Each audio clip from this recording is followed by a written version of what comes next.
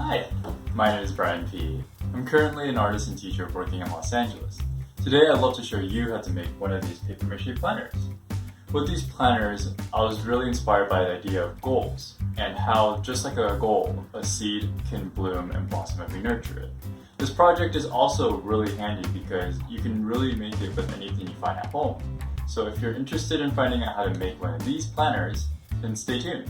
The materials you will need for this project are newspaper, water, glue, or flour as an alternative, cinnamon or salt as an alternative, masking tape, plastic wrap, or any type of plastic sheet as an alternative, and anything you'd like to decorate with, such as paint, images, etc. You'd also need a large bowl, any glass bowl or cup you like the shape of, a disposable spoon, a butter knife, and any tools you need to decorate with, such as scissors or paintbrushes. The first step of this project is actually super simple, and it's for us to think about a goal of ours as we're making this project. So brainstorm some goals that you may have when it comes to you, your family, your community, just anyone really. And keep that in mind as we follow the steps to make this planner. Step 2 of this project is to rip some newspaper into strips. And what you're going to need for this step is some newspaper. So go ahead and just rip it. I like to keep my pieces pretty short so that they're more manageable to paper mache with. A trick that I learned when it comes to ripping newspaper is to rip with the grain of the newspaper. And what that means is just the direction that your newspaper wants to tear into strips. So for instance, with this piece, if I rip it in this direction, you can see how it rips into a nice even strip.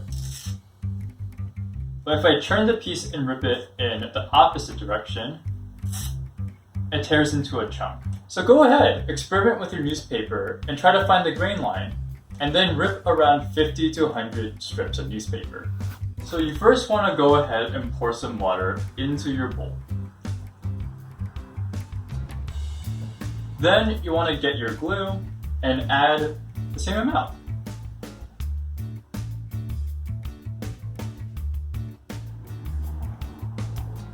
Our last ingredient is cinnamon.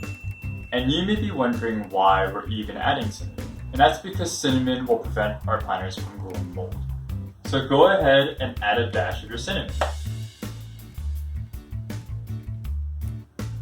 Then you can go ahead and use your spoon to mix it together.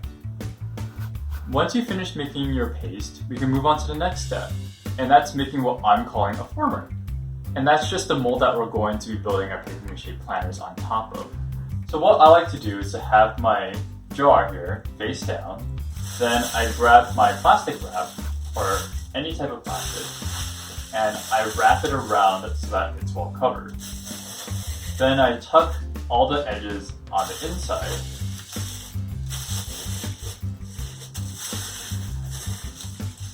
Then I go ahead and grab some masking tape to secure the plastic on the inside.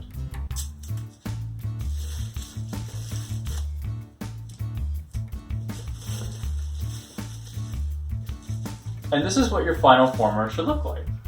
Go ahead and grab some of your newspaper strips and dunk it into your paste. What I like to do is to use my spoon and to mix the strips into the paste so that they're well saturated. After that, you can place your strips onto your former. And what I like to do is to grab a strip one by one and use my fingers to squeeze out the excess paste. Then, I simply place it onto our former. You will continue this until you cover the former. Something that I like to keep in mind is to switch up the direction of my strips, so that our planner at the end will be stronger. So continue to paper mache until your former is well covered in strips. Continue to paper mache until your former is thoroughly covered in newspaper strips. I would say 5 layers of newspaper is a good goal. After that, you can go ahead and leave your project out to dry. You may have to wait overnight, but if you place your project in a well-ventilated area, such as in front of a fan, then it may dry faster. You know when your project is done when it is hard and not cold to the touch. So once your project is fully dry, the next step is to remove it from the former. There are a couple of different ways you can do this. One way is to grab your butter knife and to use it to pry your project off. So go ahead and insert your knife between the plastic and the paper mache, and then move it around until your project is free. If that doesn't work, you can also remove the cup, bowl, or glass from your former, and then you can just peel the plastic off of your paper mache. So go ahead and go inside your cup, bowl, or glass, and peel off the tape and remove it from the former. Then you can simply peel the plastic from the inside to leave your project separate. So once your planter is dry, then you can go ahead and decorate it, and that's where you can really get creative. Remember to keep in mind the goal that you set in step 1 and use that as inspiration to decorate. There's a lot of different techniques you can apply to your paper mache planter. You can paint onto it, you can collage, and you can glue things on as well. You can also make 3D paper mache shapes that you can apply onto your planter. For instance, with this planter, I decided to add legs to it so that it could stand up. In order to do this, you would simply grab some more newspaper and ball it up. Then you would use masking tape to hold your balled together newspaper into the shape that you like. Here's a leg that I made using the same technique. In order to attach this to your planter, you would just use some more masking tape and tape it onto your planter directly.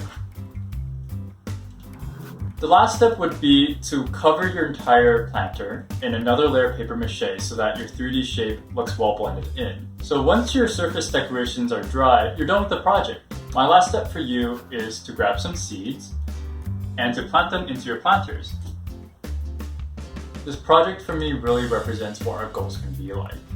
I like the idea of using these planters as daily reminders of my goals, so that I remember that my goals are not only important, but if I set my mind to them, I can accomplish anything.